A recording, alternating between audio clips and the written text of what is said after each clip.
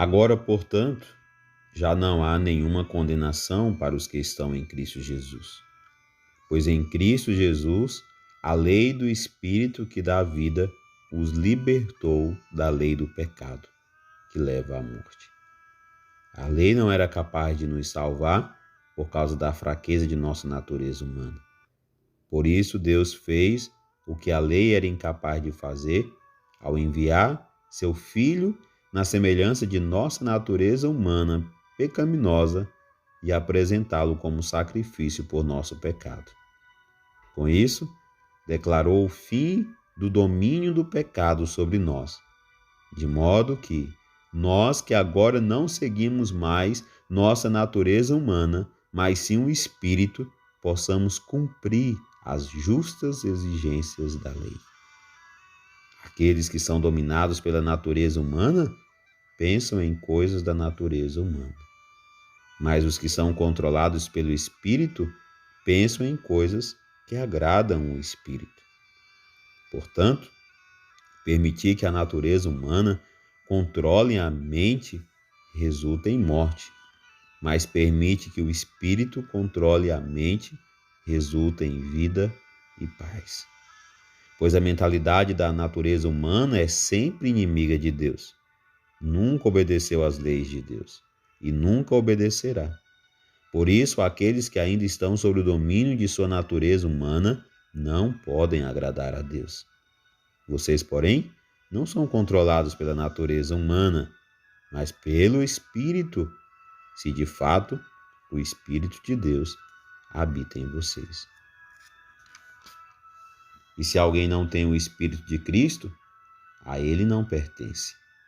Uma vez que Cristo habita em vocês, embora o corpo morra por causa do pecado, o Espírito lhes dá vida, porque vocês foram declarados justos diante de Deus.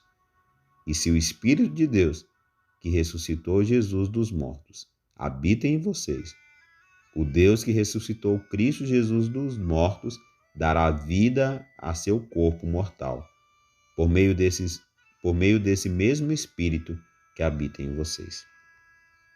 Portanto, irmãos, vocês não têm de fazer o que sua natureza humana lhes pede, porque se viverem de acordo com as exigências dela, morrerão. Se, contudo, pelo poder do Espírito, fizerem morrer as obras do corpo, viverão. Porque todos que são guiados pelo Espírito de Deus são filhos de Deus. Pois vocês não receberam um espírito que os torne de novo escravos, medrosos, mas sim o Espírito de Deus, que os adotou como seus próprios filhos. Agora nós os chamamos Abba, Pai. Pois seu Espírito confirma a nosso espírito que somos filhos de Deus. Se somos seus filhos, então somos seus herdeiros e, portanto, co-herdeiros com Cristo. Se de fato participamos de seu sofrimento, participaremos também de sua glória. Considere que nosso sofrimento de agora não é nada comparado com a glória que ele nos revelará mais tarde, pois toda a criação aguarda com grande expectativa o dia em que os filhos de Deus serão revelados. Toda a criação, não por vontade própria, foi submetida por Deus a uma existência fútil, na esperança de que, com os filhos de Deus, a criação seja gloriosamente libertada da decadência que a escraviza. Pois sabemos que, até agora, toda a criação geme, como em dores de parto. E nós, os que cremos, também gememos, embora tenhamos o Espírito em nós, como antecipação da glória futura. Pois aguardamos ansiosos pelo dia em que desfrutaremos nossos direitos de adoção, incluindo a redenção de nosso corpo. Recebemos essa esperança quando fomos salvos. Se já temos alguma coisa, não há necessidade de esperar por ela. Mas se esperamos por algo que ainda não temos, devemos fazê-lo com paciência e confiança. E o Espírito nos ajuda em nossa fraqueza, pois não sabemos orar segundo a vontade de Deus, mas o próprio Espírito intercede por nós com gemidos que não podem ser expressos em palavras.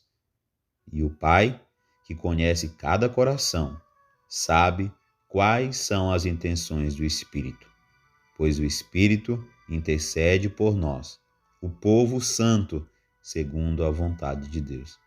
E sabemos que Deus faz todas as coisas cooperarem para o bem daqueles que o amam e que são chamados de acordo com o seu propósito. Pois Deus conheceu de antemão os seus e os predestinou para se tornarem semelhantes à imagem de seu Filho, a fim de que ele fosse o primeiro entre muitos irmãos. Depois de predestiná-los, ele os chamou. E depois de chamá-los, os declarou justos. E depois de declará-los justos, lhes deu sua glória. Que podemos dizer diante de coisas tão maravilhosas? Se Deus é por nós, quem será contra nós? Se ele não poupou nem mesmo seu próprio Filho, mas o entregou por todos nós, acaso não nos dará todas as outras coisas? Quem se atreve a acusar os escolhidos de Deus? Ninguém, pois o próprio Deus nos declara justos diante dele. Quem nos condenará, então? Ninguém, pois Cristo Jesus morreu e ressuscitou e está sentado no lugar de honra à direita de Deus, intercedendo por nós. O que nos separará do amor de Cristo? Serão as aflições ou calamidades, perseguições ou fome, miséria, perigo ou ameaça de morte? Como dizem as Escrituras, por causa de ti enfrentamos a morte todos os dias.